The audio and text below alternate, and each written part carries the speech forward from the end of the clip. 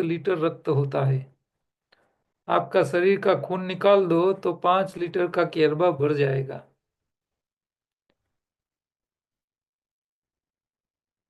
और 5-7 लीटर से ज्यादा रख नहीं सकते खून। फिर भी आप देखते होगे हर रोज सासू बहू का खून पीती रहती है और बहू सास का खून पीती रहती है।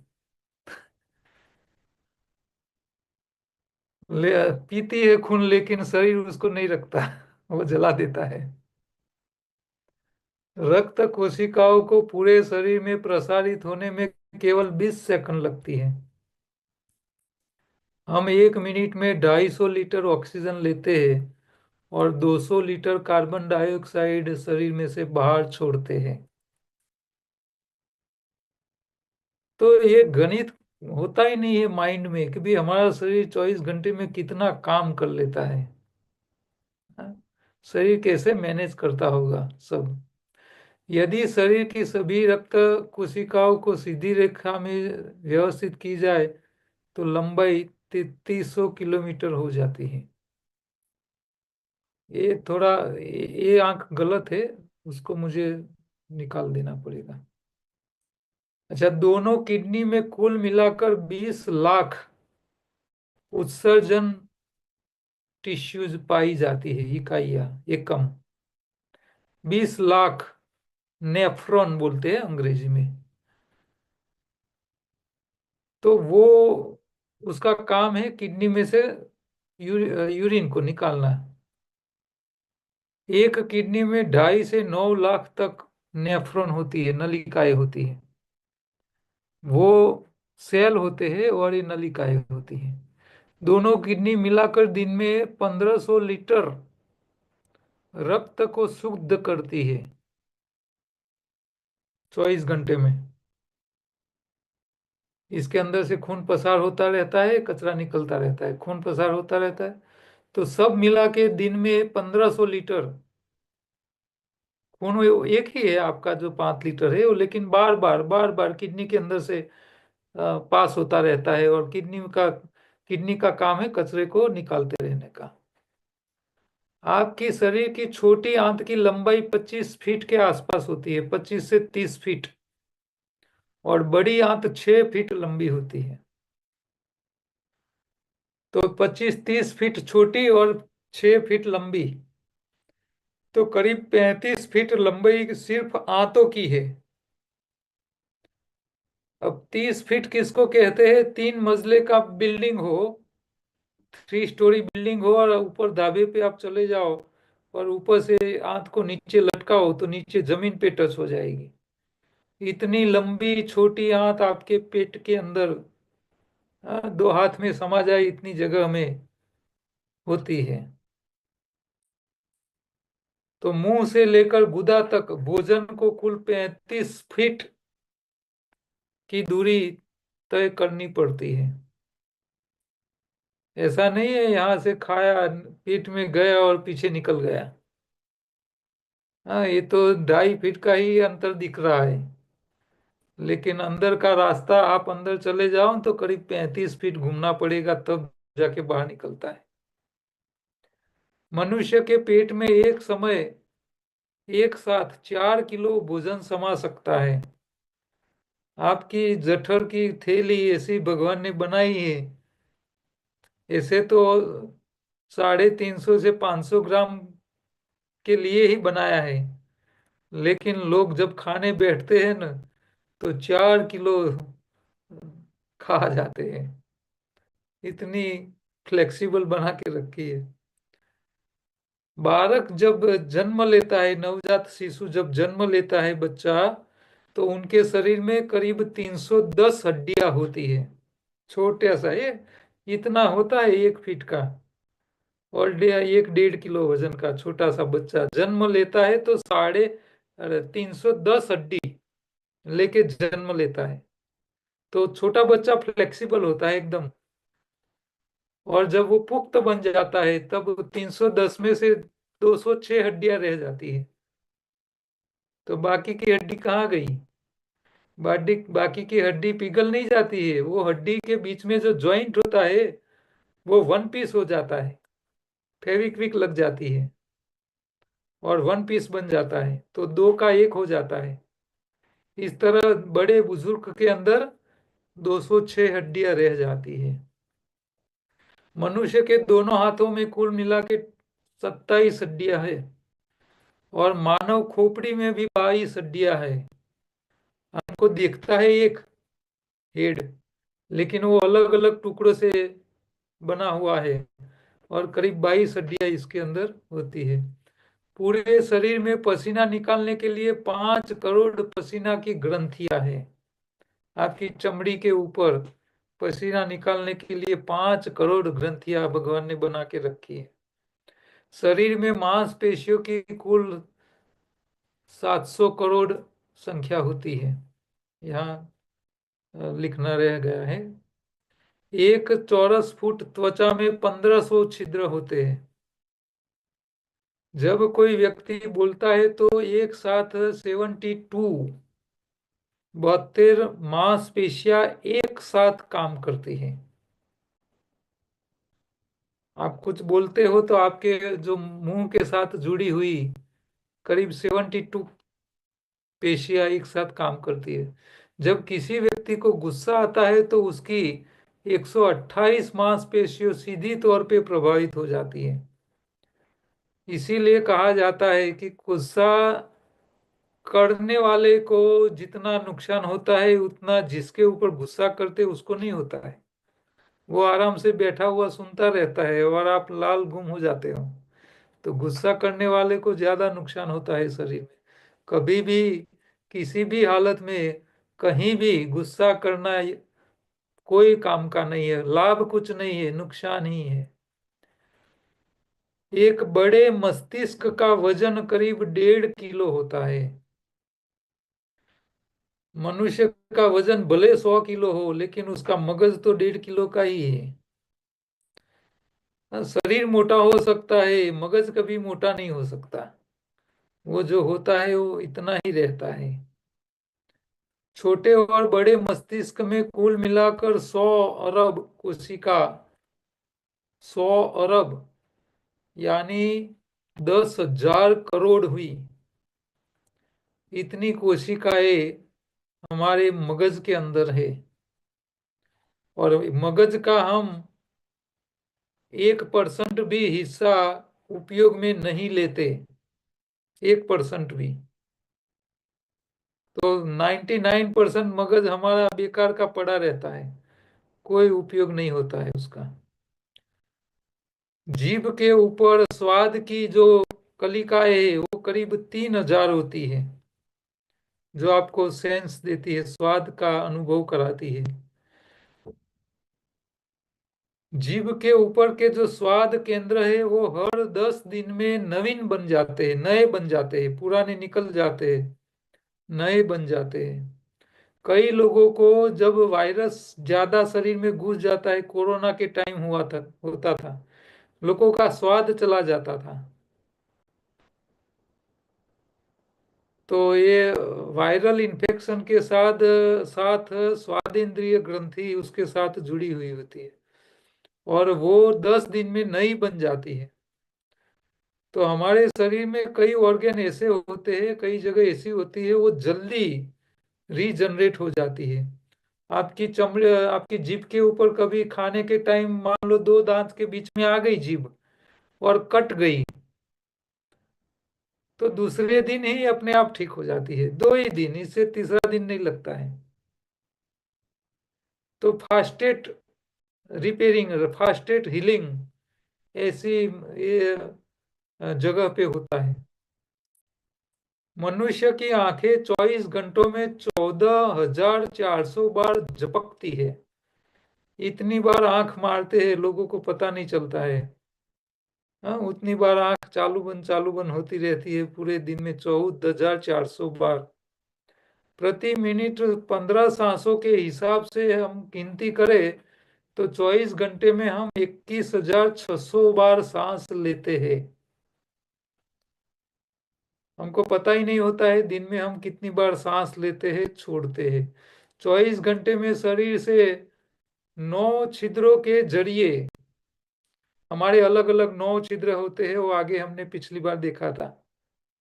तो 9 छिद्रों के रास्ते हम हर रोज 5 किलो कचरा बाहर निकालते हैं शरीर का। अब आप सोचोगे 5 किलो कचरा बाहर निकलता है, 5 किलो तो हम खाते नहीं है, तो 5 किलो कहाँ से निकलता है? तो आप भले खाते ना हो, लेकिन श्वास भी तो लेते रहते हो ना। तो श्वास भी अंदर जाता है, और श्वास जो अंदर जाता है वो जो बाहर छोड़ते हो, अंदर जाता है प्राण वायु जाता है, बाहर निकालते हो अंगार वायु निकालते हो, कार्बन डाइऑक्साइड निकालते हो, तो वो भी तो कचरा है, 24 घंटा निकलता रहता है। हाँ, तो सब मिला के हम 5 किलो कचरा 24 घंटे में बाहर निकालते हैं, और अलग अलग छिद्रों के रास्ते से निकालते हैं। मल से लेके, यूरिन से लेके, कान के छिद्र से लेके, आंखों से लेके, नाक से लेके, सब जगह से। एक व्यक्ति को एक दिन में 13 घन मीटर स्वच्छ वायु की आवश्यकता होती है।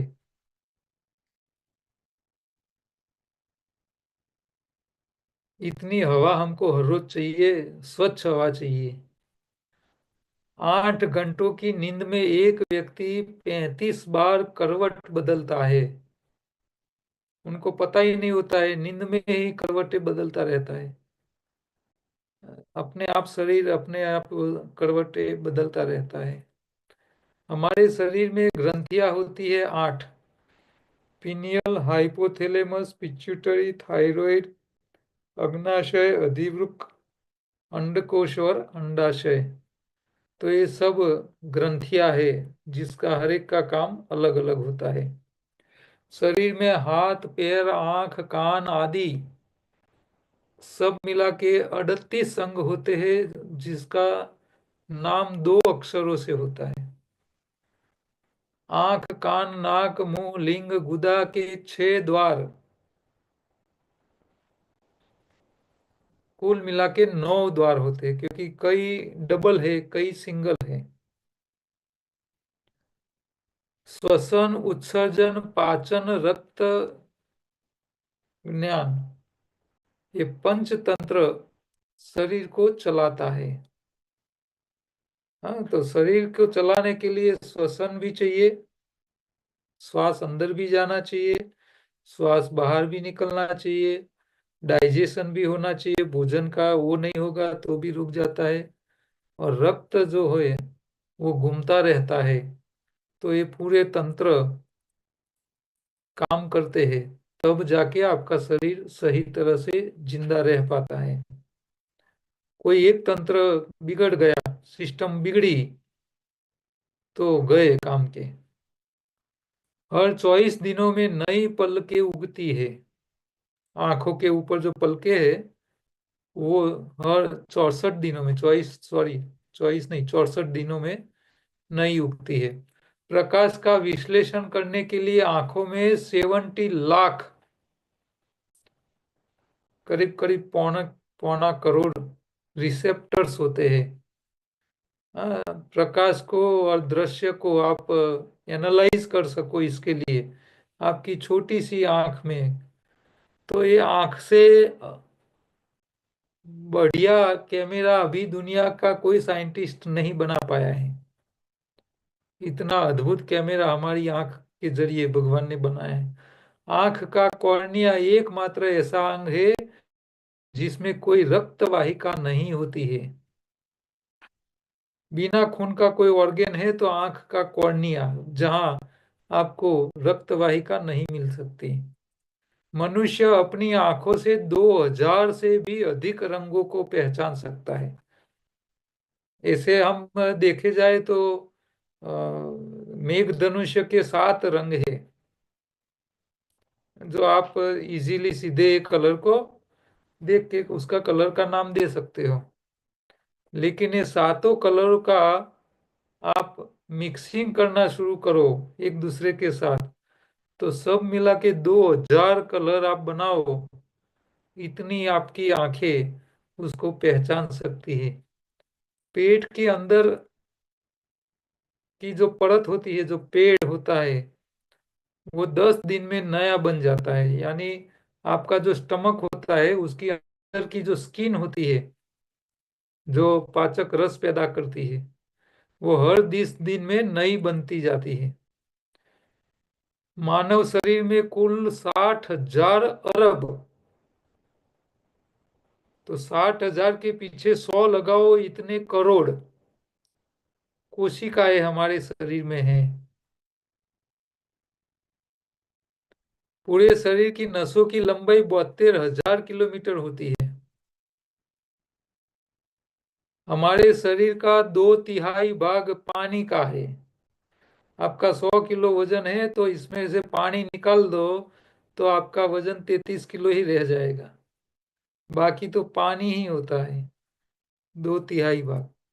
शरीर का सामान्य तापमान 98.4 फ़ारेनहीट होता है, डिग्री नहीं। हाँ, 98 डिग्री में तो जल जाएगा पूरा शरीर। फ़ारेनहीट होता है। डिग्री में आप 37.45 डिग्री कह सकते हो। -20 से लेके मैक्सिमम 55 डिग्री तक मनुष्य का शरीर इतनी गर्मी और इतनी ठंडक सहन कर सकता है। तो हर इलाके में, ठंडी इलाकों में रहने वाले लोग भी होते हैं और गर्मी के इलाकों में भी रहते हैं लोग। तो 55 डिग्री तक शरीर सहन कर सकता है, उसकी सारी सिस्टम काम करती हो तो। जब 55 डिग्री बाहर का वातावरण हो तो आपका शरीर, आपकी चमड़ी के रास्ते पानी यानी पसीनों को निकाल के शरीर को ठंडा रखने का काम करती है। लेकिन जब शरीर के अंदर पानी की कमी हो, पसीना निकल नहीं सकता और फिर बाहर 55 डिग्री टेम्परेचर है, तो फिर वो शरीर को जोखिम बढ़ जाता है और डिहाइड्रेशन होके शरीर मर भी सकता है। तो 55 डिग्री से लेके -20 डिग्री, उसके पीछे शरीर की सारी सिस्टम काम करती होनी चाहिए, तब जाके वो इतना सहन कर पाएगा। ये ध्यान रहे। हमारी सांस लेने की ध्वनि 10 डेसिबल होती है, उसका माप होता है, यूनिट होता है डेसिमल। आवाज को मेजर करने का जो यूनिट होता है उसको डेसिबल कहते हैं। एक बच्चे को 100, एक जवान आदमी को 3500 और एक वयस्क व्यक्ति को 2000 और एक महिला को 1800 कैलोरी की हर रोज जरूरत होती है शक्ति की। ये साइंस कहता है। हाँ? लेकिन साइंस की गिनती सब जगह सही नहीं होती,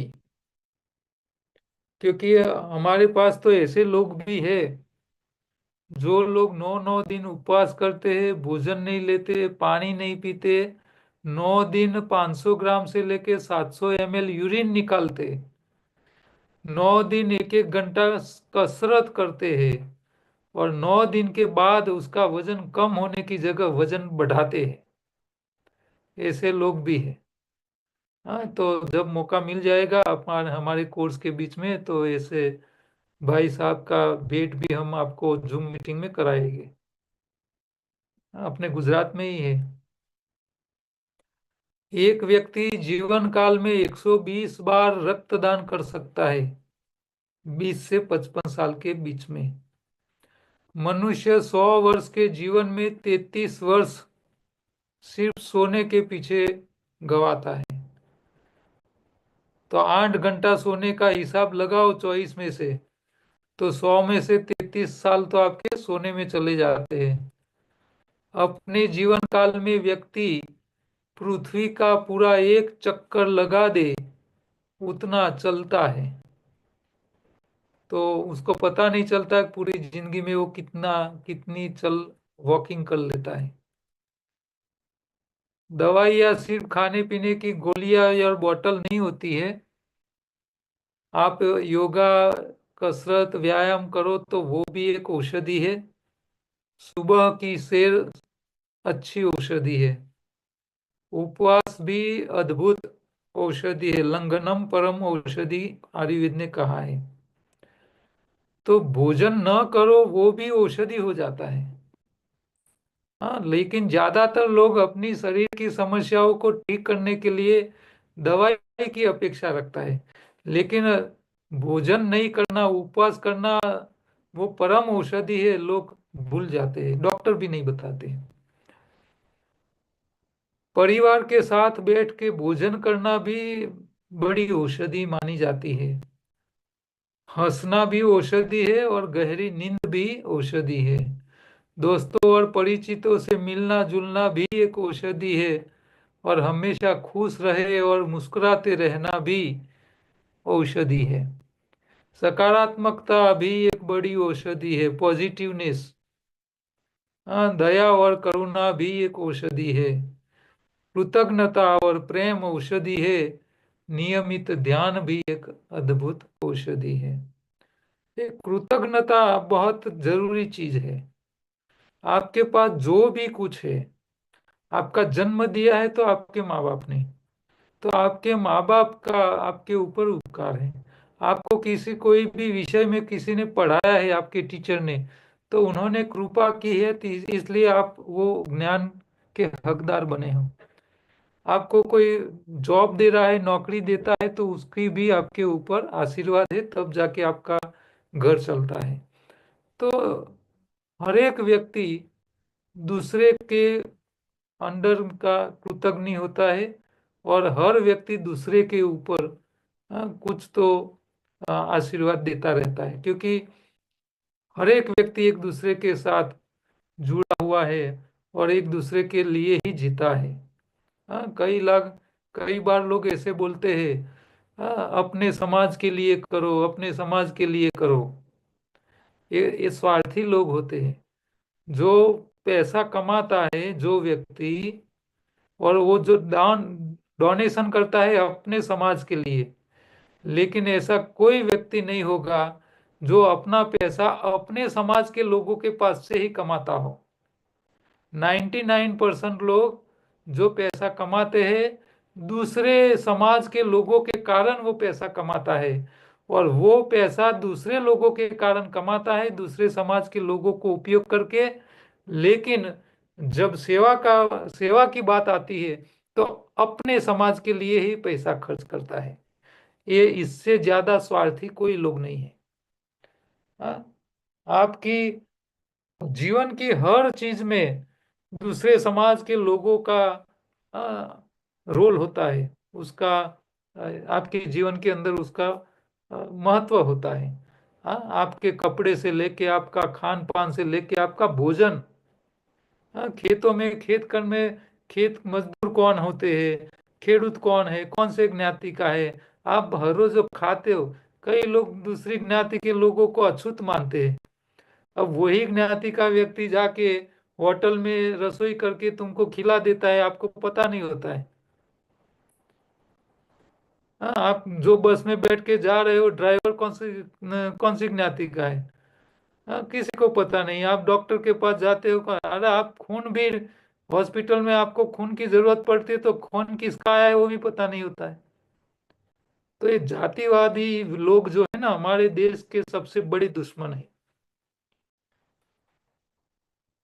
तो कृतज्ञता हर व्यक्ति को दूसरे ऊपर होती है। आपके वहाँ न्यूज़पेपर भी आने वाला व्यक्ति, आपके वहाँ जो कचरा कलेक्शन के लिए आता है, वो लोग नहीं आते तो क्या होता, सोचो आप, आपकी सोसाइटी की हालत क्या होती, आपकी घर की हालत हो क्या हो जाए। कहाँ कचरा डालने जाओ आप। तो लोगों को ये समझ में नहीं आ रहा है कि मेरी जिंदगी के साथ सारी ज्ञातियों का रोल है, तब तो हम जी पा रहे।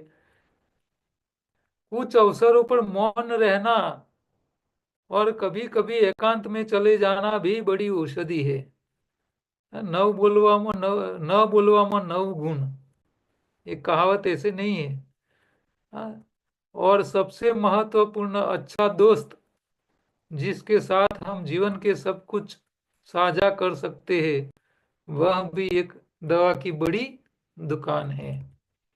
तो ये सब चीजें जीवन के लिए मायने रखती है। तो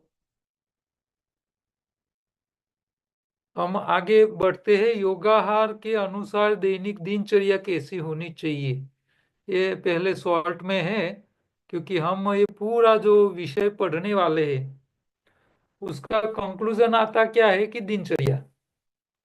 तो दिनचर्या में यहाँ मैं आपको एक एक सेंटेंस, एक एक पैरा पढ़ के नहीं बताऊंगा, लेकिन ये जो है इसमें क्या है वो मैं आपको बता देना चाहता हूँ पहले। कंक्लूजन क्या है? तो कंक्लूजन एक इतना ही है। और मैंने जो मेरे शिविर के वीडियोस कई बार आपके ग्रुप में रखा है, आपको पर्सनल भी भेजा है। मैं तो हाथ जोड़ के रिक्वेस्ट करता हूँ, आपने वो पूरा 1.5 घंटे का वीडियो नहीं देखा है तो एक बार देख लेना। क्योंकि शरीर के साथ जितने भी मुद्दे, जितने भी टॉपिक रिलेटेड होते हैं, वो सारे टॉपिक ये 1.5 घंटे की वीडियो में मैंने, ये जो हम 2-3 महीने पढ़ने वाले हैं, ये सारे टॉपिक शॉर्ट में ये पूरे वीडियो में मैंने कवर किए हुए हैं ज्यादातर। तो ओवरऑल क्या है? तो ओवरऑल सिंपल सा है कि भाई जो मजदूर होता है वो 3 बार खाने के लिए हकदार है। जो मजदूर नहीं है उसको 3 बार खाने की कोई जरूरत नहीं है, एक बार खाना छोड़ देना चाहिए। सीधा सा हिसाब है। अब मजदूर किसको बोलोगे? घनी बहनें बोलती है हमको तो मजदूर से भी ज्यादा काम करना पड़ता है, कि पूरे दिन में घर में इतना काम करते रहते हैं। तो मजदूर की व्याख्या समझ लो। 50 किलो सीमेंट की बोरी अपने माथे पे रख के 5 स्टोरी बिल्डिंग में, 5 मंजिले की बिल्डिंग में दिन में 25 बार ऊपर चढ़े और नीचे आए। 50 किलो सीमेंट की बोरी अपने माथे पे रख के दिन में बिल्डिंग में 25 बार ऊपर नीचे करे, इतना शारीरिक करने वाले व्यक्ति को मजदूर कहते हैं।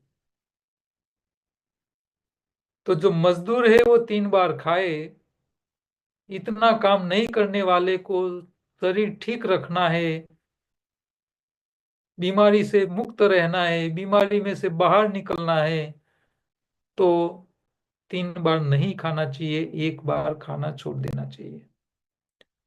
दूसरा, जितना भोजन हमारे पेट में जाता है उतनी ही क्वांटिटी में मुंह की सलाइवा जानी चाहिए।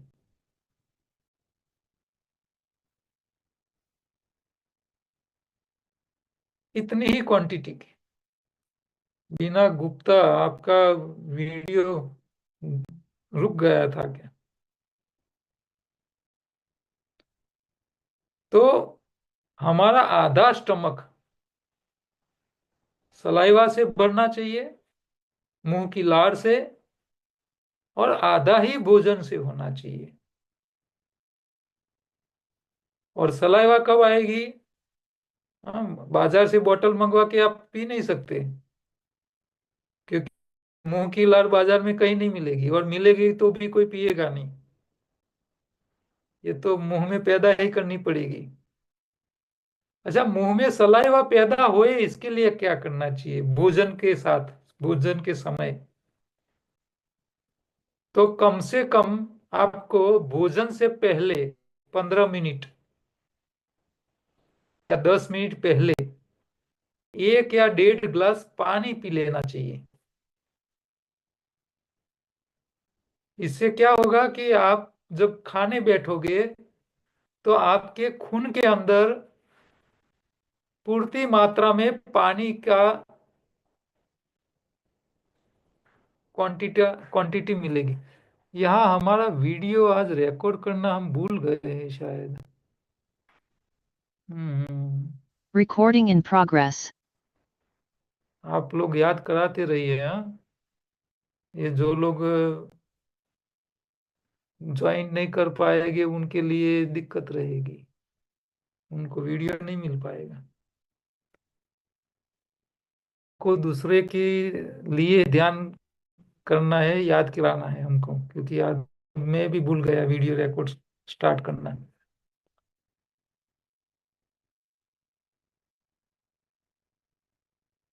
तो हर रोज जरा हमारा लेक्चर जैसे चालू हो जाए आप रिमाइंड करना कि भी वीडियो स्टार्ट करें।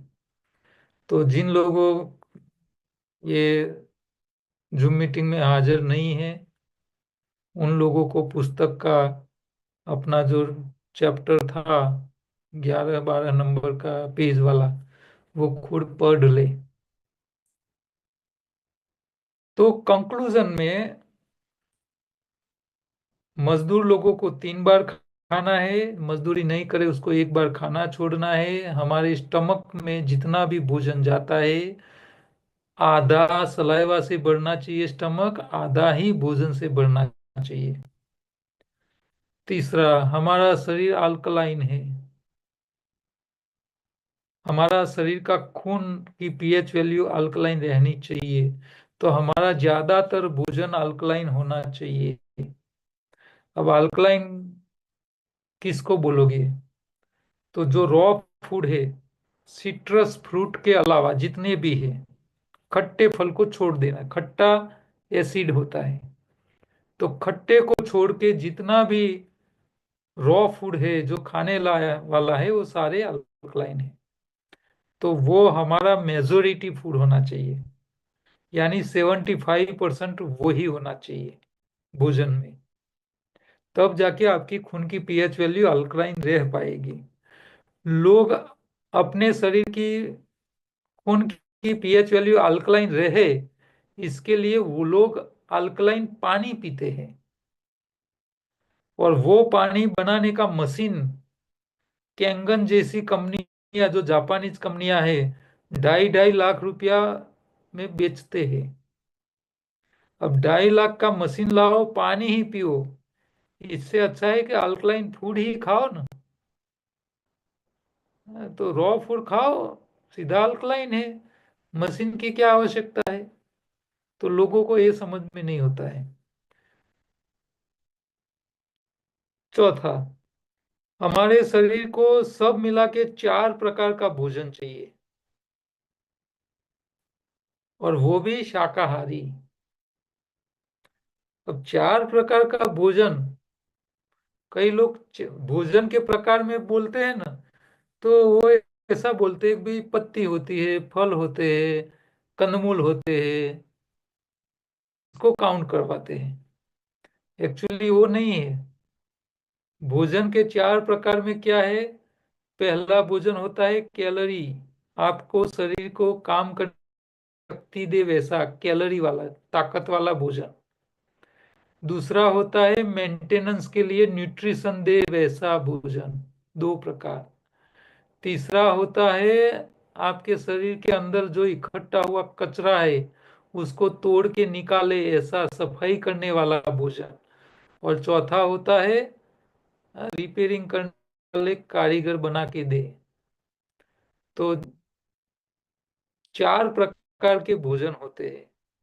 ये 4 प्रकार के भोजन कहाँ से मिलते हैं, कैसे मिलेंगे, ये सब आपको यहाँ पढ़ाया जाएगा। जैसे मुंह की सलाइवा बाहर से नहीं मिल सकती, बाजार में बोतल नहीं मिलते उसके, इसी तरह आपके शरीर को जो न्यूट्रिशन चाहिए, मेंटेनेंस के लिए पोषक तत्व चाहिए, तो रिपेयरिंग का जो सामान है उसमें एक होता है विटामिन्स, और विटामिन ज्यादातर फूड में कहीं नहीं होते, भोजन में कहीं मिलते नहीं हैं, और मिलेंगे तो बहुत कम। एक सिर्फ विटामिन सी एक ऐसा फूड है जो भरपूर मात्रा में आपको खट्टे फलों में मिल जाएगा। लेकिन वो विटामिन सी वो पोषक तत्व है ही नहीं, लेकिन उसको पोषक तत्व की लाइन में बिठा दिया गया है। विटामिन सी कुछ नहीं है। विटामिन सी एक ऐसा एसिड है जो आपके शरीर में जहां जहां कचरा इकट्ठा हुआ है उसको तोड़ के निकालने का काम करता है। वो खाने का है ही नहीं, वो कैलोरी नहीं है, वो रिपेयरिंग का कोई सामान नहीं है, उसका काम है सफाई। उसको विटामिन सी बोलते हैं। ये विटामिन सी एक ऐसा भोजन है जो आपको खुराक में सीधा मिल सकता है। इसके अलावा के जितने भी ज्यादातर विटामिन हैं वो सब शरीर में पैदा करने पड़ते हैं, और पैदा करने का काम प्रोबायोटिक बैक्टीरिया करते हैं। तो हमारे शरीर में डाइजेशन के लिए जो बैक्टीरिया काम आते हैं, प्रोबायोटिक, वही बैक्टीरिया हमारे शरीर में विटामिन बनाने का मटेरियल तैयार करते हैं। तो इतना आपको ध्यान रखना है। मेहनत ज्यादा करे उसको कैलोरी खानी है। हमारे भोजन में अल्कलाइन फूड ज्यादा होना चाहिए, और कारीगर के लिए हमारे शरीर में नेचुरल कारीगर बनते रहे इसके लिए आपको हरी पत्ती का हरा रंग, जिसको हम क्लोरोफिल कहते हैं, वो हमारे शरीर के लिए सुपर फूड है। सुपर फूड, दुनिया की कोई औषधि काम न कर सके वो काम एक ग्रीन लीफ हमारे शरीर में काम करके दे सकते हैं। तो ये भोजन के प्रकार, भोजन के टाइप्स। इसके अलावा दैनिक दिनचर्या में 24 घंटे में से 16 घंटा उपवास होना चाहिए, 8 घंटे के बीच में ही भोजन लेना चाहिए। डेयरी प्रोडक्ट में दूध, चाय, कॉफी, घी की जरूरत नहीं है शरीर को। दही, मक्खन ही शरीर के लिए सबसे उपयोगी है। और भगवान कृष्ण जब छोटे थे, जिन्होंने भगवत गीता लिखी, उन्होंने दूध, चाय, कॉफी, घी की कोई लीला नहीं की थी, फक्त और फक्त दही मक्खन की ही की थी। 5,000 साल पहले आपको क्या जरूरत पड़ेगी, उसके बारे में भगवान ने अपनी लीलाओं के जरिए आपको बताने का प्रयत्न किया है। और वो भी देसी गाय का ही होना चाहिए। जर्सी गाय नहीं होनी चाहिए, भैंस तो बिल्कुल नहीं होनी चाहिए। भैंस तो हमारी संस्कृति में थी ही नहीं। भैंस ले आए मुगल शासन वाले। हमारे यहाँ तो गाय ही थी, लेकिन वो लोग भैंस लेके आए और भैंस जैसे बनवा दिए सब लोगों को, भैंस का दूध खिला खिला करके। तो अब हम आगे बढ़ते हैं।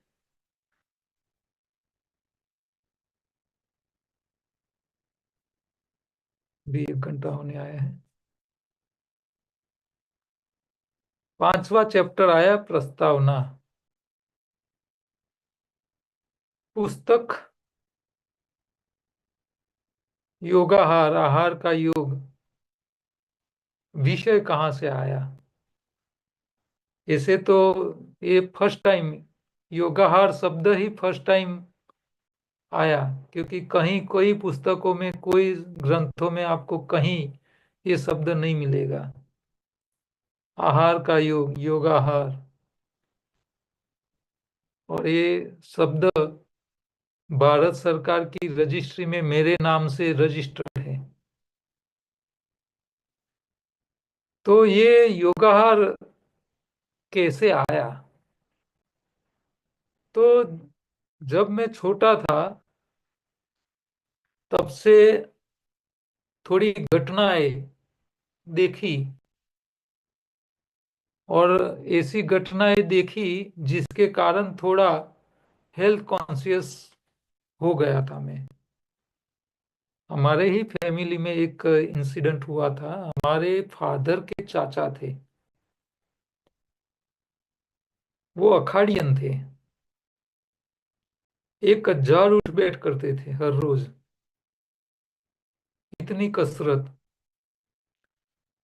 आधा घंटा शीर्षासन करते थे। और वो जब लकड़ी घुमाते थे तो वो इतनी झड़प से लकड़ी घुमाते थे कि उनके आसपास 10 लोग खड़े हो और 10 व्यक्ति एक साथ उसको पत्थर मारे, किसी का भी पत्थर उसको टच ना होए, उस स्पीड में वो लकड़ी घुमाते थे। इतना शारीरिक श्रम करने वाले अखाड़ियन, आधा घंटा शीर्षासन करने वाले मेरे फादर के चाचा हार्ट अटैक में मर गए थे। तब जाके मुझे ऐसा लगा था कि इतनी कसरत करने वाले व्यक्ति को अटैक आया क्यों। मरना नहीं चाहिए।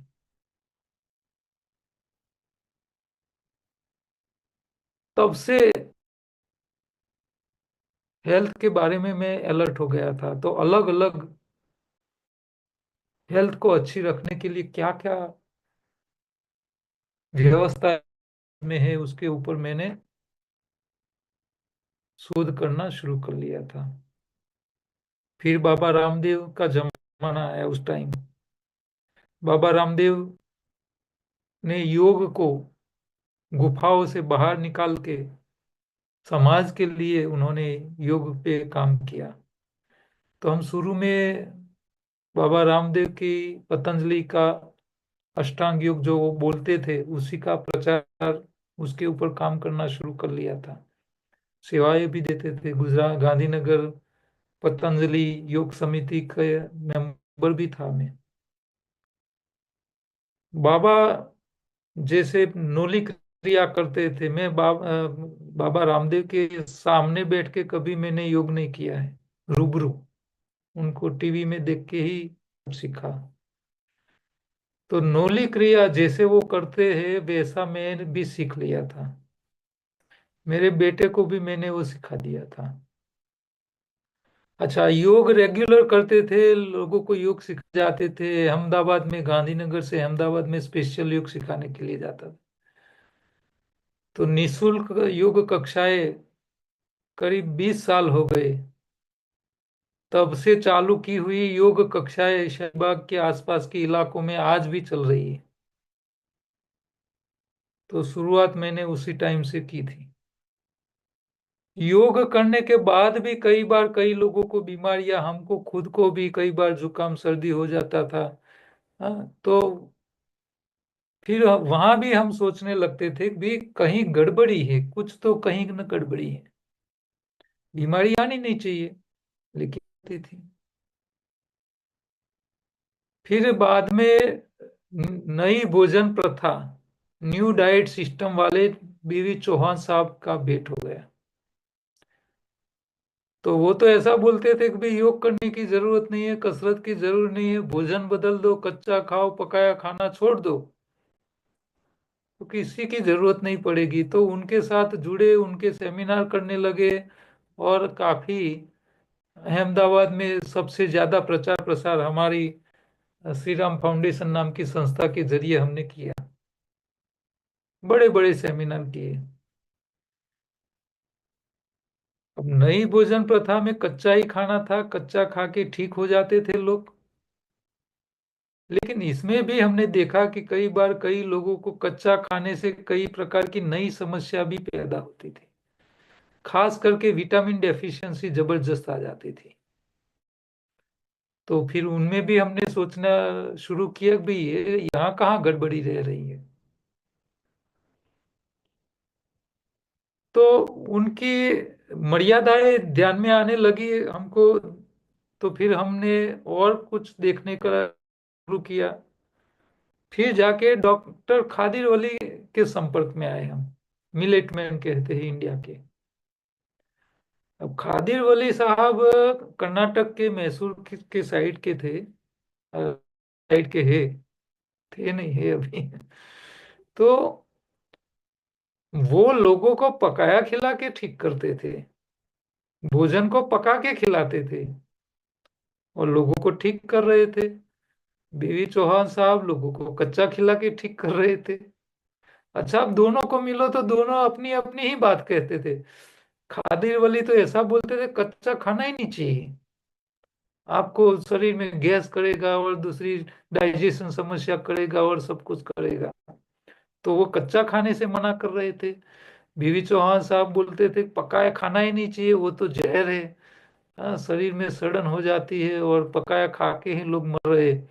तो वो अपनी बात बताते थे, वो लोगों को कच्चा खिला के ठीक कर रहे थे। हाँ, डॉक्टर खादिर अली लोगों को पकाया खिला के ठीक कर रहे थे। दोनों अपनी जगह काम कर रहे थे। दोनों की बातें जमीन आसमान की उल्टी दिशा वाली थी। तो अब दोनों काम भी कर रहे हैं, दोनों की बातें अलग थी, तो अब सच क्या है? दोनों में मर्यादाएं भी थी। तो ये सब देखने के बाद फिर हमने सोचा कि भी नहीं, हमको थोड़ा डिटेल में अभ्यास करना पड़ेगा। तब जाके हमने नेचुरोपैथी का भी अभ्यास किया और फूड न्यूट्रिशन का भी अभ्यास किया। सब करते करते और फिर बाद में ऐसा लगा कि आयुर्वेद वाले, नेचुरोपैथी वाले, योग वाले हो या फूड एंड न्यूट्रिशन वाले हो, सब में कुछ अच्छा है, कुछ मर्यादाएं हैं। तो सब में क्या क्या मर्यादा थी, क्या क्या गलतियां करते हैं, किसकी जरूरत है, क्या करना था क्या नहीं कर रहे, हमारा शरीर कैसे काम कर रहा है, हमारा शरीर नेचर के साथ कैसे बिहेव करता है, नेचर ने क्या लॉज बनाए हैं, दूसरे शाकाहारी प्राणी और हमारे शरीर में क्या अंतर है, उनके लिए क्या कानून भगवान ने बनाए हैं, हमारे लिए क्या कानून बनाए हैं। ये सब डीपली सोचते सोचते सोचते सोचते फिर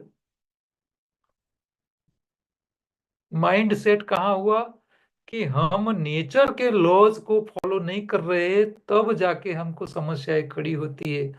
वहां बेस में उसकी मूल समस्या तक हम पहुंच गए और फिर ये पूरा योगाहार पुस्तक वहां से क्रिएट हुआ। तो योगाहार पुस्तक के अंदर जितनी भी बातें आपको बताई जाएगी, आपको एक एक चैप्टर हम पढ़ाएंगे, वो सब नेचर के साथ जुड़ी हुई बातों के साथ ही जुड़ी हुई मिलेगी। इसमें मेरा कुछ नहीं है। कुदरत जो दिखाता है और कुदरत जो नीति नियम बनाए हैं, उसी को ध्यान में लेते हुए सारी बातें मैंने पुस्तक में लिखी हुई है। और मनुष्य और मनुष्य को आत्मा ही परमात्मा है, वो हमारे शास्त्र कहता है। तो मनुष्य के शरीर के अंदर जो आत्मा होता है वो ईश्वर का अंश है। और मनुष्य को ही ईश्वर के अंदर जितनी ताकत है, उतनी ही ताकत मनुष्य को, हर मनुष्य को ईश्वर ने दी हुई है, जो अवधूत जगत के लोगों प्रूव करके उसको दिखा के गए हैं। और आज भी अवधूत ही लोग हैं इस धरती के ऊपर। तो मनुष्य ईश्वर का अंश है। मनुष्य के अंदर जो आत्मा है वो बार बार नया जन्म लेता है, और हमारे शास्त्र तो 84 लाख योनि पूरी करके मनुष्य का अवतार मिलता है, ऐसी बात बताते हैं। तो मनुष्य के साथ उसकी आत्मा, और आत्मा शरीर के साथ जो काम करता है, तो उसके कर्म फल शरीर के ऊपर कैसे इफेक्ट में आते हैं, उसके ऊपर भी हमने थोड़ा देखना समझने का प्रयत्न हमने किया। तो जाके लास्ट में आदि, व्याधि और उपाधि, ये तीनों से बचने के लिए हर धर्म ने जो मेन बेस दिए हैं, संस्कृति के बेस दिए हैं, हर धर्म की अपनी अपनी एक संस्कृति है, लेकिन जो फाउंडेशन है उसमें तीन चीजें आपको देखने को मिल जाती है हर धर्म के अंदर। क्योंकि ईश्वर के संतान हैं हम, तो ईश्वर को हमें हमारे माँ बाप को हर रोज याद करना चाहिए। इसी तरह हमारा माँ बाप तो जन्म देते हैं हमको, लेकिन हमारा आत्मा का सोर्स कौन है? तो हमारा आत्मा ईश्वर से आया हुआ है। तो ईश्वर हमारे मेन सोर्स है आत्मा का। तो उसको याद करना, उसकी सेवा पूजा करना, प्रार्थना करना। तो भगवान की भक्ति, ईश्वर की भक्ति, ये पहला हर धर्म ने दिया है। इसके साथ चैरिटी आ जाती है, क्योंकि हर धर्म का काम करना है तो चैरिटी से ही होता है। सबका साथ होता है, इसमें सब लोगों का रोल होता है, सबकी हिस्सेदारी होती है, तब जाके चैरिटी के काम होते हैं। और हजारों साल से चलता आया हुआ है। तो ईश्वर की भक्ति और चैरिटी दोनों काम करने का साधन है शरीर। और शरीर को ठीक रखने के लिए शास्त्रों ने दिया है फास्टिंग, उपवास। हर धर्म वालों ने दिया है। तो ये तीनों को साथ में रह के जब आप चैरिटी करते हो, प्रार्थना करते हो, फास्टिंग करते हो, तब जाके आपकी आध्यात्मिक उन्नति होती है। और जो लोग आध्यात्मिक उन्नति नहीं करते हैं और अपने इंद्रियों, अपना जो मन है वो इंद्रियों की गुलाम रह के जीता है, और इंद्रियों की जो लोग गुलामी करके पूरी जिंदगी व्यतीत करते हैं, उन लोगों कर्म फल को बांधते हैं। और वो कर्म जो करते हैं उसका फल भुगतने के लिए इस जन्म में या नए जन्म में भी उसको वापिस आना पड़ता है। और कई बार वो बीमारियों को भी साथ में लेके आते हैं। तो आदि, व्याधि और उपाधि, तीनों को हमको समझना है। कहाँ सिर्फ डाइट से फायदा मिलता है, कहाँ कौन सी बीमारी के लिए आपको फिर अध्यात्म को देख के समझना पड़ेगा, वो भी हम समझने का प्रयत्न करेंगे। और इसके लिए मैंने कई सिद्ध पुरुषों के पुस्तकें भी पढ़े हैं। और लकुली श्योग यूनिवर्सिटी से जुड़ के उन लोगों की जो फिलोसॉफी है लाइफ मिशन वालों की, उनकी भी श्रीमद श्री राजर्षि मुनि, उनके भी गुरु थे, उनकी एक पुस्तक थी मेरी गुरु परंपरा। तो वो भी मैंने पूरी पढ़ी, वो बड़ी साइज की बड़ी पुस्तक है। योगानंद परमहंस की पुस्तकें पढ़ो, श्री राम गायत्री पढ़ी, श्री राम शर्मा, उनकी उनकी हिमालय यात्रा के बारे में आप पढ़ो। तो और हमारे गुजरात तो अवधूतियों का देश है।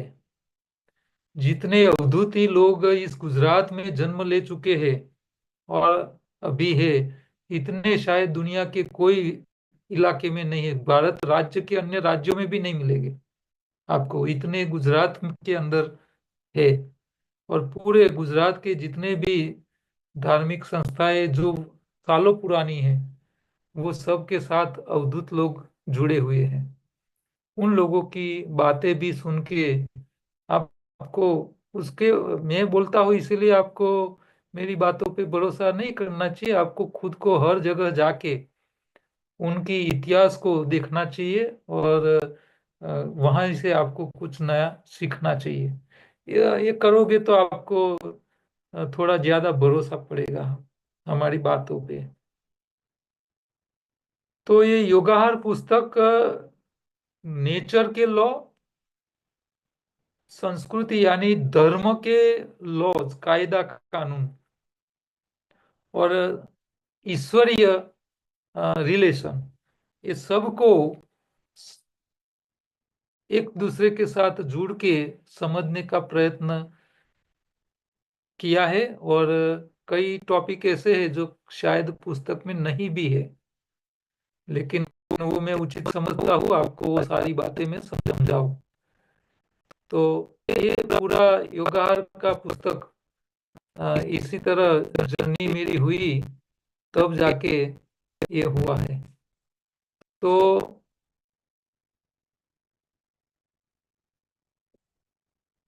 भगवत गीता में भगवान ने जो बातें बताई है, वो सब भी हमारे शरीर के लिए, हमारी आध्यात्मिक उन्नति के लिए ये सब जरूरी है। लेकिन धर्म अध्यात्म, भक्ति, चैरिटी, ये सब होने के बावजूद भी सबसे ज्यादा बीमार कोई है तो वो है मनुष्य। प्राणी लोग भगवान को याद नहीं करते, नहीं सेवा पूजा करते हैं, फिर भी वो लोग बीमार नहीं रहते हैं। और मनुष्य इतना सब कुछ करने के बावजूद भी बीमार ही रहता है। तो इसके पीछे क्या गलतियां है, कौन सी गलतियां हम करते हैं, ये सब हम समझने का प्रयत्न ये पुस्तक के जरिए करेंगे। गुजराती में कहावत है, पहला सुख ते जाते नरे, यानी पहलू सुख ते शरीरનું सुख, ये સૌથી पहलू सुख। ये कहावत को सच करने के लिए हर व्यक्ति या तो वॉकिंग के लिए जाता है, दौड़ता है, जिम करता है, कसरत करता है, व्यायाम करता है, योग करता है, हाँ, ये सब कुछ करता है। और करने के बाद भी उसको शरीर में कुछ फायदा नहीं मिलता है। व्यक्ति पहला अपना शरीर को ठीक रखने के लिए इतना सारा झमेला करता ही है। ठंडी ठंडी में सुबह सुबह में जल्दी जल्दी उठ जाएगा, और ठंडी लगे नहीं इसके लिए गर्म स्वेटर पहन के भी वॉकिंग के लिए निकल जाता है अंधेरे अंधेरे में। कई कई लोग बगीचा में जाके योगा एक्सरसाइज करते हैं। तो कोई लोग दौड़ने चले जाते हैं, कोई स्विमिंग करने लिए चला जाता है, तो ये सब करता है। फिर भी जब शरीर में कोई समस्या आ जाती है तो एलोपैथी वाले या आयुर्वेद वाले फैमिली डॉक्टर रखते हैं और डॉक्टर की दवाई खा के जीते हैं। लेकिन आजकल आप देखो, डॉक्टर भी दवाइयाँ खा के जीते हैं। तो ये रियलिटी है। तो हम ये सब करते हैं, फिर भी शरीर में से बीमारी नहीं जाती है, डॉक्टर खुद बीमार है। आप एलोपैथी के 60 से ज्यादा उम्र वाले जितने भी डॉक्टर आप देख लेना, मैं गारंटी देता हूँ, मैंने तो जितने लोग देखे इसमें 90% से ज्यादा लोग बीमार ही है। बीपी की, डायबिटीज की, कोई ना कोई दवाई खा के ही जीते हैं। और इन लोगों की हालत इतनी खराब है। और दवाइयों के पीछे तो पूरी दुनिया में, ये मैं आंकड़ा, ये पुस्तक 5 साल पहले का है, 5-7 साल पहले का, 7 साल हो गए। 25,000 करोड़ रुपया हर साल नई दवाइयों के रिसर्च के पीछे लगते हैं। 25,000 करोड़ रुपया नई दवाइयों के रिसर्च के पीछे दुनिया खर्च करती है। तो दवाइयों के पीछे कितने रुपए जाते होंगे आप सोचो। पूरी दुनिया कितनी दवाइयां खाती है। हाँ? तो ये वास्तविकता है। सबसे ज्यादा बीमार एलोपैथी के डॉक्टर है, आयुर्वेद के डॉक्टर कम बीमार मिलेंगे आपको। फिर भी हम आयुर्वेद वाले को झोला छाप कहते हैं, एलोपैथी वाले। अच्छा,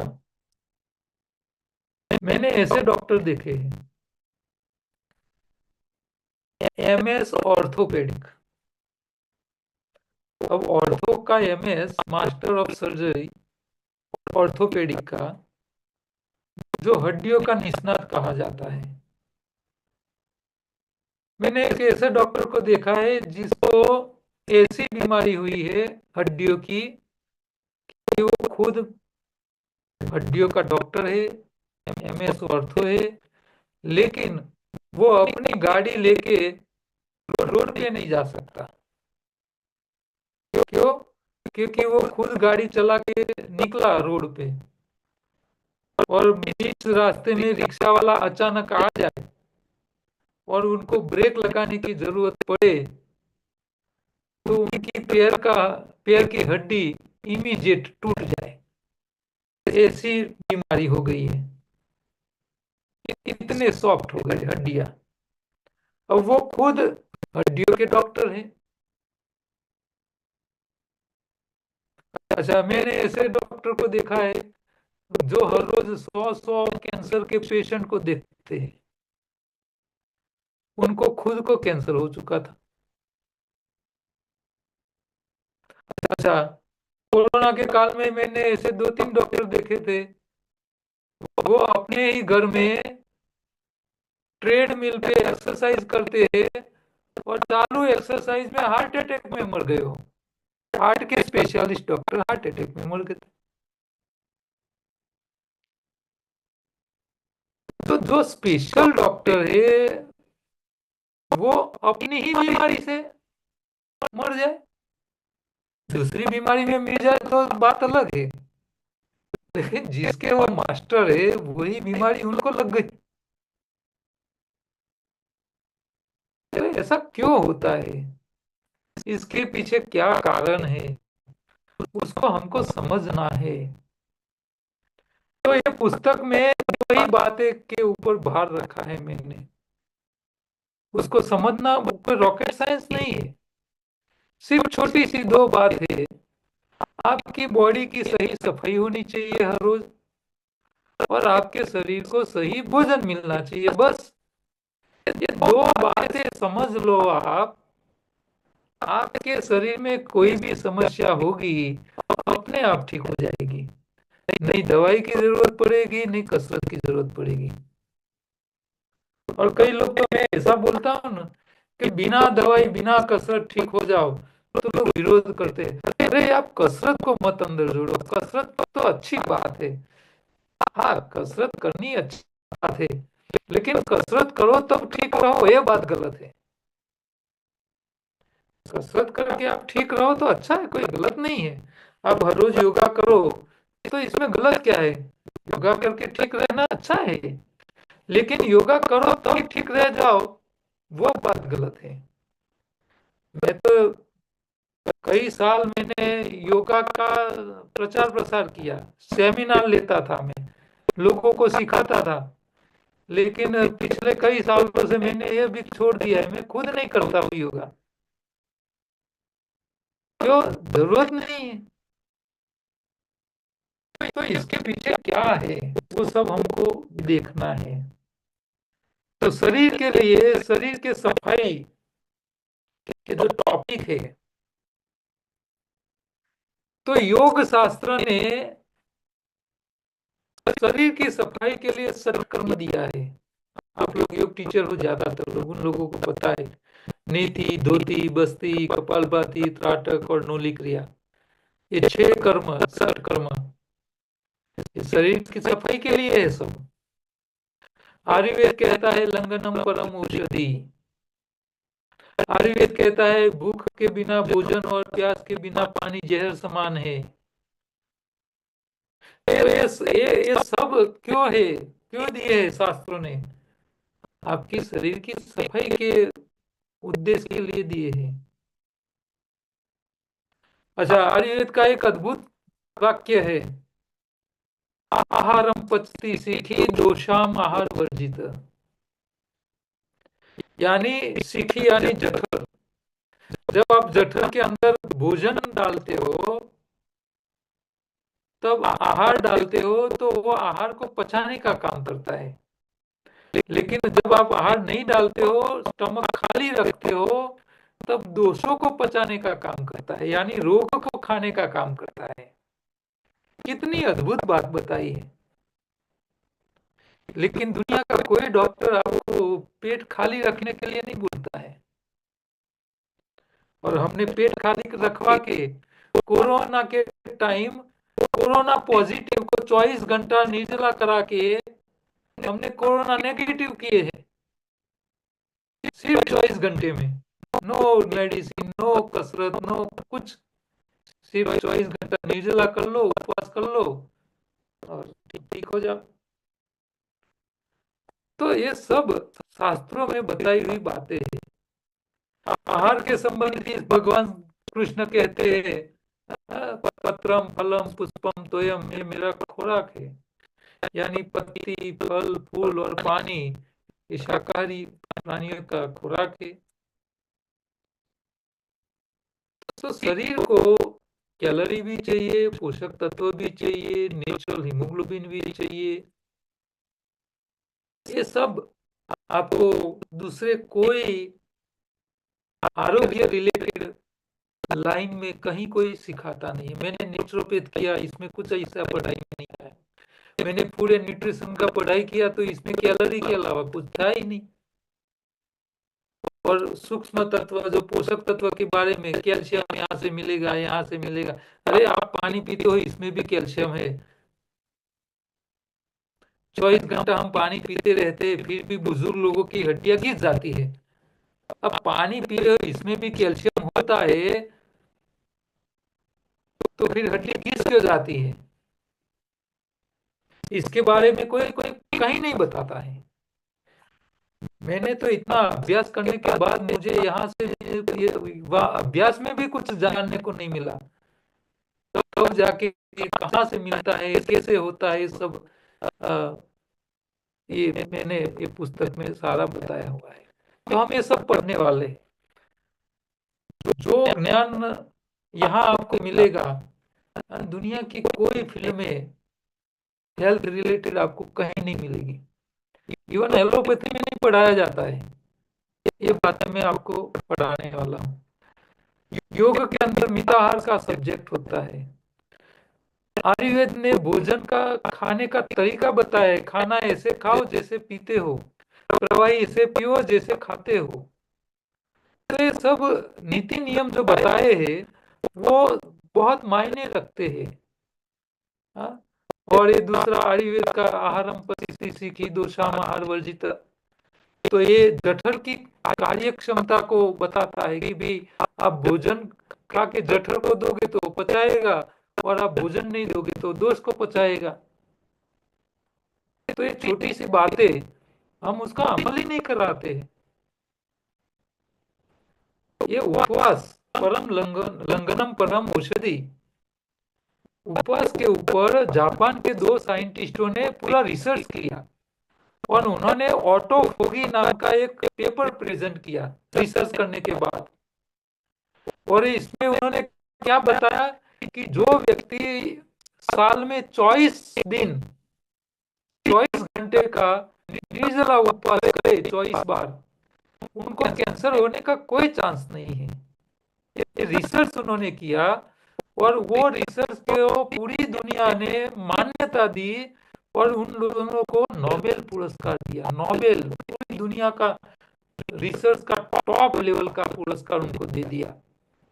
अब ये लंघनम परम औषधि तो हमारे 5 शास्त्रों ने 5000 साल पहले हमारे आयुर्वेद में ऑलरेडी दे के रखा है। लेकिन वही वाक्य को प्रैक्टिकल में डाल के उसका क्लिनिकल ट्रायल करके दुनिया को हमारे आयुर्वेद डॉक्टर नहीं बता पाए, और नोबेल पुरस्कार वो जापान वाले ले गए। ये हमारे देश की हालत है। तो ये छोटी छोटी बातें हमें समझनी है इस पुस्तक के अंदर। हमारी जो गलत मान्यताएं है, वो मान्यताएं खत्म कर लेते हैं तो ये चैप्टर भी पूरा हो जाएगा। दुनिया के सारे लोग, आप में भी कई लोग ये गलत मान्यताएं मानते होंगे। कौन सी कॉमन मान्यता है जो ज्यादातर लोग उसको मानते हैं, वो पूरा लिस्ट मैंने बनाया है। पेट साफ करने के लिए सुबह में तांबे का पानी या तो गर्म पानी पीना चाहिए, वार्म वाटर, तभी पेट साफ हो सकता है। पूरी दुनिया ये मानती है कि पानी तो पिएगे तभी जाके पेट साफ होगा। या तो पानी तांबा के लोटा में पानी रखो और सुबह में पी लो। ये मानसिकता गलत है। पानी पियो तभी पेट साफ हो जाए, वो बात गलत है। पेट साफ क्यों नहीं हो रहा है, इसके पीछे दूसरे कारण है जिसको हमको समझना है। दूसरी मान्यता, सुबह में चाय ना मिले तो सिर चढ़ जाता है। आंख नहीं खुलती है कई लोगों की, तो सुबह सुबह में चाय नहीं मिलती है तो, और बोलते भी है कि चाय नहीं मिलती है तो मेरी आंख ही नहीं खुलती है।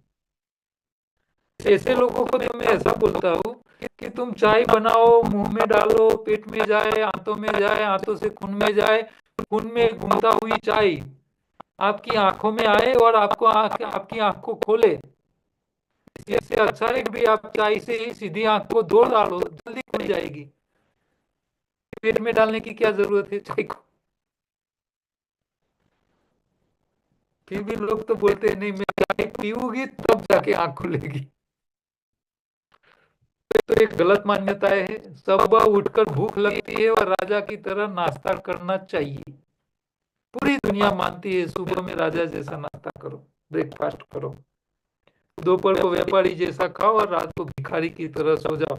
ये सिखाया गया है बहुत सादी तौर से। लोगों को बीमार रखने के लिए सब सिखाया गया है। कैसे सिखाया गया है और क्या नुकसान होते हैं, सब हम डिटेल में आगे पढ़ने वाले हैं। निर्जला उपवास नहीं होता है, कमजोरी आ जाती है। हमने ऐसे केस देखे, 3 दिन कंटिन्यू निर्जला किया और जो व्यक्ति को दो व्यक्ति पकड़ के वॉशरूम ले जाते थे, वो व्यक्ति 3 दिन में निर्जला करने के बाद गरबा घूमने लगा था। और लोग कहते हैं निर्जला उपवास नहीं होते, अशक्ति आ जाती है, तो उनको कहां से आ गई? पर भोजन कर लेना लाभकारी है, मैं तो गलत मानता हूँ। समय पे खाने वाले लोग सबसे ज्यादा बीमार हैं। और जो लोग बीमार होते हैं ना, वो ऐसा आके बोलते हैं साहब मेरा खाने का ठिकाना नहीं, इसीलिए मैं बीमार हूँ, जो कि वो कारण ही नहीं है। और जो टाइम पे खाने वाले लोगों की समय पे भूख लग जाती है और समय पे बिल्ली बोलती रहती है, समय पे खाते रहते हैं, वही सबसे ज्यादा बीमार है। पाचन के लिए भोजन के बाद चलना आवश्यक है। या देखो, ये भी कैसी कैसी मानसिकता डाल के रखी है। वॉकिंग करो भोजन करने के बाद। मैं कहता हूँ खाने से पहले वॉकिंग करके आओ और खाना खाओ और सो जाओ। गुजराती में एक कहावत है, मारी भागी जाओ खाई ऊंघी जाओ। और यहाँ तो उल्टू उल्टू बना हुआ है इसका। सब सब्जियों को पका के ही खाना चाहिए, कच्ची नहीं खा सकते। कच्चा खाने से पेट में गैस हो जाएगी, अपच हो जाएगी। पेट मच्छों का अवसर कैसी। तो ये सब गलत है। हम भोजन पका कर खाए, नहीं तो हजम नहीं होगा। खासो खासो तो हजम नहीं था, गलत मान्यता है। कैल्शियम के लिए दूध ही पीना पड़ेगा। दूध नहीं पियोगे तो कैल्शियम नहीं मिलेगा। तो फिर पूरी जिंदगी दूध पीते रहे तो घुटन क्यों घिस जाते हैं? तो ये सब गलत मान्यता है। B12 के लिए आपको नॉनवेज खाना पड़ेगा। तो B12 खाओ, नॉनवेज खाओगे तभी B12 मिलेगा। तो ये बंदर गाय भैंस गेटा बकरा को कहां से मिल रहा होगा B12? वो तो नॉनवेज नहीं खा रहे। हमको ऐसा बताया जाता है नॉनवेज खाओ तभी जाके B12 मिलेगा। खट्टा खाने से शरीर में सूजन आ जाती है। क्यों आती है? खट्टा खाने से नहीं आ रही है, तुम्हारे शरीर में कचरा पड़ा है इसीलिए सूजन आ रही है। कचरा नहीं होगा तो कुछ नहीं होगा। लेकिन ये बात समझ में नहीं आती है लोगों के। भूखा नहीं रह सकते, समय पे भूख लग जानी ही चाहिए। समय पे भूख नहीं लगी तो टेंशन में आ जाते हैं। अरे जब बैटरी खाली नहीं हुई है तो भूख कहां से लगनी चाहिए? रोजाना अलग अलग तेल खाने से शरीर को फायदा होता है। उसकी तो एडवर्टाइज करती है हीरोइन बड़ी बड़ी। आज में सफोला खाओगे, बाद में वो खाती हो, तो खाती हो। पालक टमाटर खाने से शरीर में पथरी जम जाती है, ये भी गलत मानसिकता है। मोटापा, मधुमेह, बीपी, थायराइड जैसी बीमारियां लाइलाज है। और वंश परम वंश परंपरागत आती है। बाप को है तो बेटे को आएगी। कैसी मगज में ठसा दी है कि वो सोचे ही नहीं कि भाई मेरे बाप को डायबिटीज था, मैं भी पूरी जिंदगी डायबिटीज की दवाई खा के ही जीने वाला हूँ। बस मगज में फिट कर दिया। आप निकलना तक ये सोचते ही नहीं हो कि भाई निकल सकते हैं हम। तो ये सब बातें सब रॉन्ग है, वो गलत मान्यता है। उसको हमको एक एक करके देखना है। तो 5 टॉपिक हमारे पूरे हो गए। 20 नंबर के चैप्टर, 20 नंबर के पेज पे हम खड़े हैं। आप लोग ये याद रखना, परसों अपने लेक्चर में आपको ये याद दिलाना है मुझे, क्योंकि मेरा हर रोज एक लेक्चर होता है। इसीलिए कौन से क्लास में कौन से टॉपिक पे मैं था ये मैं याद नहीं रख पाता। और आपका लेसन वही है कि हम पिछली बार कहाँ रुके थे, वही आपको लेसन में याद रखना है। ठीक है, तो आज हमने इतनी बातें की। के ऊपर किसी को कोई क्वेश्चन है तो अपने आप अनम्यूट करके वो कुछ पूछना है तो पूछ सकते हो, लेकिन टॉपिक के रिलेटेड जरूरी है। बोलो। સર जी। હું અક્ષા સુથાર. સર મારો ક્વેશ્ચન એ હતો કે આપણે જે આદિ વ્યાધિ અને ઉપાધિ કહે છે એ ત્રણનો મીનિંગ શું થાય? ये तो लेक्चर में शुरू में आ गया था। अपने आगे सर मैं हाँ सर आ गया था, मैं ज्वाइन नहीं हो पा रही थी। तो वो लिंकें हमने ग्रुप में रखी हुई है, अगले वीडियो वो सब देख लेना। देखो सिंपल सी बात है, रिवीजन कर लेता हूँ आप लोगों के लिए। आदि, ये आपके भूतकाल के, इस जन्म के या पिछले जन्म के कारण जीवन में जो समस्याएं होती है, कर्म फल जो है वो आदि के रूप में होता है। व्याधि जो होती है शरीर में होने वाली बीमारियां, वो दो तरह होती है। ये गलत भोजन के कारण भी हो सकती है, लाइफस्टाइल के कारण भी हो सकती है, और कई बीमारी ऐसी भी होती है वो कर्म फल के साथ भी जुड़ी हुई होती है। तो इसमें दो प्रकार के चांस है बीमारी के अंदर भी। और उपाधि ऐसा है कि ज्यादा बुद्धि लगाने के बाद जो समस्याएं स्वयं खड़ी की जाती है वो सब उपाधि है, वो ईश्वर की नहीं है, आपने खुद ने पैदा की हुई है, तो वो सब उपाधि है। तो ये तीनों प्रकार की समस्या हर व्यक्ति को कोई न कोई प्रकार से पकड़ के रखती है, तो उससे छूटना चाहिए, छूटने का प्रयत्न करना चाहिए। और हमको ईश्वर ने कुछ अच्छे काम के लिए भेजा है। हमारी बुद्धि समाज के लोगों को देख के, हाँ वो ऐसा कर रहा है तो मैं भी ऐसा करूं, और अपनी इंद्रियों की गुलामी करने वाले लोग आदि व्याधि और उपाधि में फंसते हैं। तो इससे बचने का रास्ता क्या है, ये सब हम आगे चर्चा में लेंगे, क्योंकि वो टॉपिक है, ये शॉर्ट में मैं समझा नहीं पाऊंगा, धीरे धीरे करके उसको समझ लेंगे। ठीक है, थैंक यू सर, वेरी जी नाइस। सिद्ध भाई। हाँ सर, आपने जो बताया कि खाना यानी पीना चाहिए खाने को, खुराक को अपने, तो बराबर है कि भैया चबा चबा के खावे तो पीना चाहिए, मगर पानी को खाना चाहिए तो कैसे हो सकता है? हाँ, इसमें कहने का मतलब क्या है कि आप कोई भोजन खाते हो तो चबाते हो, हाँ बराबर। तब खा सकते हो। हम्म, तो प्रवाही को भी खाने की तरह उसको चबाना है, यानी घुमाना है। अच्छा। घुमाना क्यों है? भले उसको तोड़ना नहीं है, हम्म, लेकिन वो खुराक के अंदर, लिक्विड डाइट के अंदर भी सलाइवा मिक्स करने के लिए भी उसको घुमाना है। ओ, थैंक क्योंकि यू सर। बिना सलाइवा जो भी जाएगा कोई काम का नहीं है, बराबर। इसके वो जरूरी है। तो मैं तो कहता हूँ, आप खिचड़ी भी खाते हो ना, तो चावल का दाना भी दांत के नीचे आना चाहिए, हर एक चावल का दाना। अच्छा। हम्म, चबा के खाना बहुत जरूरी है। हम्म। समय, मैं तो ये मानता हूँ मेरे इतने सालों का अनुभव के बाद, दुनिया में सबसे बड़ा योग ही है चबा चबा के खाना। जो लोग चबा चबा के खाएंगे उसको दूसरा कोई योग करने की जरूरत नहीं है। अच्छा, लोग कहते हैं खाने का टाइम नहीं है, तो ऐसे लोगों को मैं एक बात कहना चाहता हूँ। अब बात निकली है तो जरा ये भी आप नोट करके रखना, क्योंकि हर जगह आपको ये लोगों को बताने के लिए काम आएगी। दुनिया का कोई भी व्यक्ति हो, कितनी भी लेवल का ऊंचा, चाहे बड़े देश का राष्ट्रपति हो, प्राइम मिनिस्टर हो, बड़े धर्म का गुरु हो, चाहे बड़ा उद्योगपति हो, चाहे बड़ा डॉक्टर हो, किसी भी लेवल के बड़े व्यक्ति को अपना शरीर ठीक रखना है तो उनको 3 ऐसे कर्म है, 3 में से एक को टाइम देना कंपलसरी है, एक को देना कंपलसरी है। पहला है चबा चबा के खाएगा, उसका शरीर अपने आप ठीक रहेगा।